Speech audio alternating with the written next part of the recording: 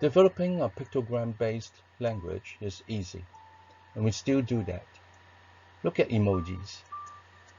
But developing a full-fledged one is almost impossible, except, as far as I know, Chinese. So, what had happened?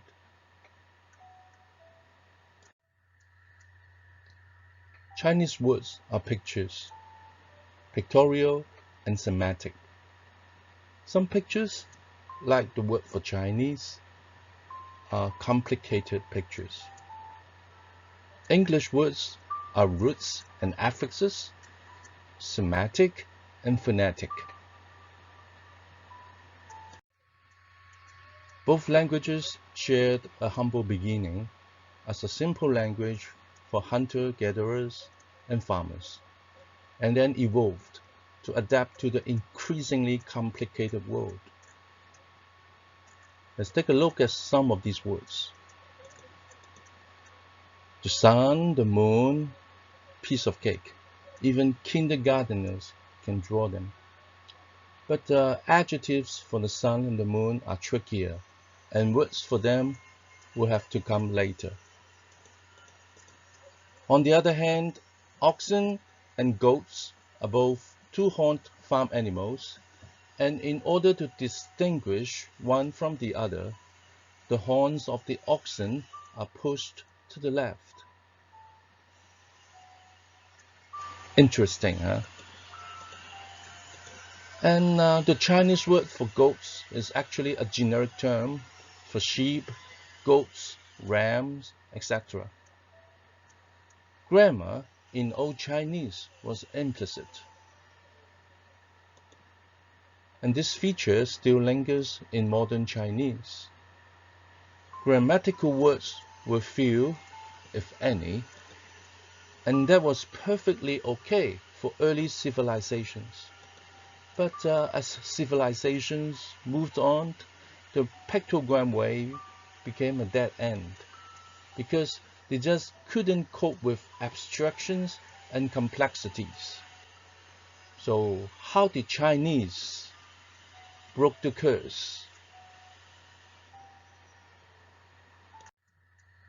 As civilizations progressed, the world needed more complicated words with abstract meaning, more advanced words. English borrowed heavily from Latin, Greek, and French words to build big, elegant, and sophisticated words. As for Chinese, a new word formation method was invented. The idea was to put two pictures together into one word. That was truly brilliant. The curse was beautifully broken. The left-hand side picture is the indexer, from which Chinese dictionaries are built, and the key 26 main categories of indexes are grouped and called the Chinese alphabet, which is also the key theme of my project. So the indexer oxen now belongs naturally to the category animals, a member of the Chinese alphabet. The right-hand side of the picture houses the add-on picture for sound and additional meaning. So it was like two birds with one stone.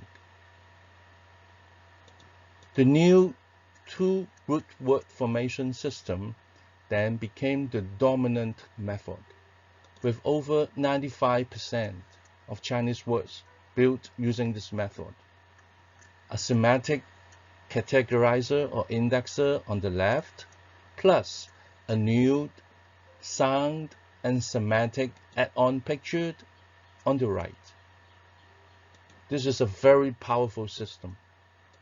Two roots in a single word, all borrowed from the existing pictures pool, totally self-sufficient. Welcome to classical Chinese, an era when most ideas, concrete or abstract, were expressed in a single drill wood picture or a classical Chinese word. There were no part of speech, no inflections. Brevity is the main virtue. The lack of clarity is vice. Anyone who have attempted to read Lao Chi, The Way of Nature, or Xuan Qi, The Way of War, in the original language, must have shared this feeling. Gosh, it's very difficult. Not to mention the fact that there weren't any punctuations. So it was like deciphering secret codes. No wonder classical Chinese was only for the elite class, the ruling class. But it worked in a self-sufficient economy. It is a full-fledged language, and particularly well suited for poems. Just very, very difficult. Senior officials then were those who could write beautiful poems. Life was good for those who knew Chinese words well. But then, the world outside Imperial China was changing. To adapt to the modern, industrialized and scientific world, about 110 years ago, modern Chinese became the official language, with part of speech, inflections, more grammar words, everything a modern language possesses. The new system works like this. A Chinese word now possesses 4 pictures, being combined from 2 classical Chinese words into a modern Chinese word package. Chinese has finally become modernized. And again, like the first revolution, in a self-sufficient way. With a primarily 4-picture word system, Chinese has become a very powerful language with a built-in thesaurus. And after the first, say, 3,000 words, new words, big words, sophisticated words are just combinations. So most Chinese don't use dictionaries. There is no need for it.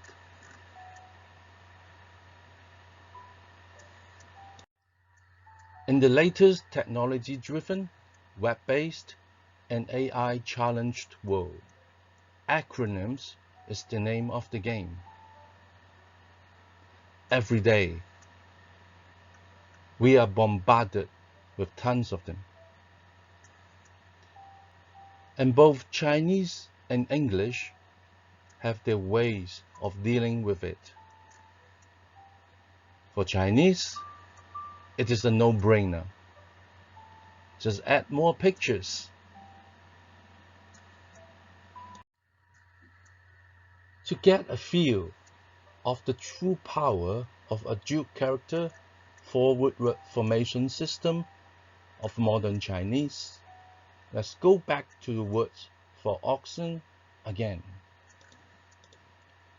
The built-in thesaurus feature has made learning new Chinese words, all from old classical Chinese pictures, easy, pretty much without the need for a dictionary, because the subtle differences in meaning are pretty obvious from the existing pictures.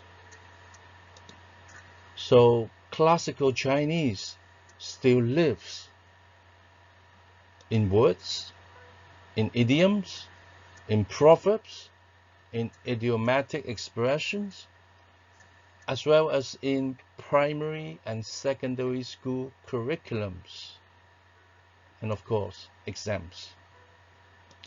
Yes, classical Chinese is still being taught and examined at schools and at a very young age. And finally, about Chinese idioms. 4-word idioms are the norms. The Chinese idiom at the bottom can be interpreted as tongue licking, the first character, calf, the second character, bond, the third, and deep, the fourth, which shows a picture of a mother cow licking a calf, and the comment saying, "What a deep bond." 4 words in a package. Showed and tell in a poetic form which can be used as adjectives or nouns in modern Chinese.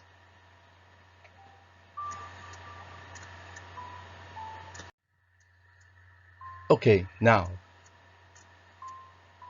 you might want to ask me, when will we have the Chinese alphabet, the full alphabet, the 26 categorizers, 220 indexes, and the 60 add-ons?